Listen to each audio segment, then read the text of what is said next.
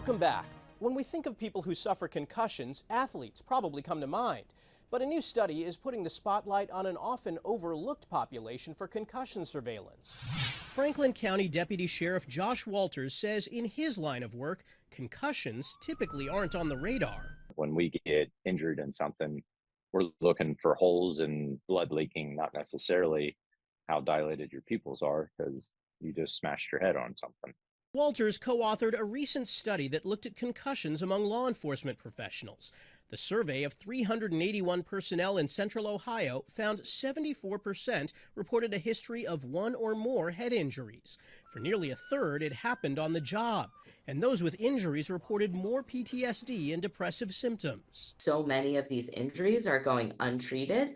Many unreported and then untreated. Jacqueline Cassis is an assistant professor in the School of Health and Rehabilitation Sciences at Ohio State University Wexner Medical Center. I think one of the things that we're hoping this survey will do is increase awareness among law enforcement officers and the public more broadly regarding head injuries outside of the sporting context. Additionally, injured officers aren't always able to get immediate treatment for concussions due to the demands of their job. Walter says the next step is working on a return-to-duty protocol, just as they have in sports and the military. If you're going call to call and you've just received a concussion and now you're dealing with a high-stress situation, it's very hard to break all that down and make those really hard decisions fast. Researchers hope their findings will lead to better outcomes for officers not only in their career, but also in retirement. It's estimated more than 2 million children and adolescents in the U.S. may have nonverbal learning disorder, or NVLD. The condition affects a person's ability to problem solve, notice patterns, and learn concepts. Jared Hill has one family's story.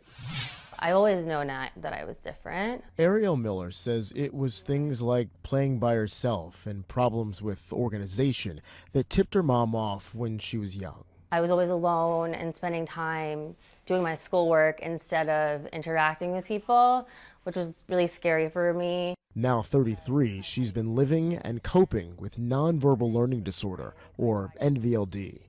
It affects nonverbal skills, especially understanding visual spatial processing. This might be the ability to pack the back of the car well, or to follow the instructions to put together a piece of IKEA furniture. For children, when they learn to do jigsaw puzzles or when they're using Legos and have to follow the instructions. And then in school, it becomes incredibly important when they have to interpret pictures or read graphs. And they also may have trouble with math and with motor skills. Ariel's mom, Laura Lemley, started the NVLD project just over a decade ago, hoping to build a community for families like hers and create awareness for NVLD to officially become a disorder classified by the American Psychiatric Association. We're really hoping to get NVLD recognized as a formal disorder in the medical community. There are also efforts to change the name. The first thing people think is they're mute or they don't talk.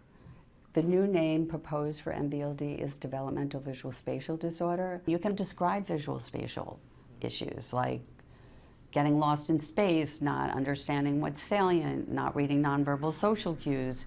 NVLD has been gaining attention since Chris Rock revealed his diagnosis, and Minnesota Governor Tim Walz revealed his son has NVLD. Ariel says she hasn't let the disorder hold her back. I still have NVLD, so I can't say I overcome it. I don't have it anymore, but there are easy ways that you can make it easier for yourself. And she's taking it one step at a time. Jared Hill, CBS News, New York. After the break, the extremes that some people in China are going to lose weight, and a new way to fight diabetes.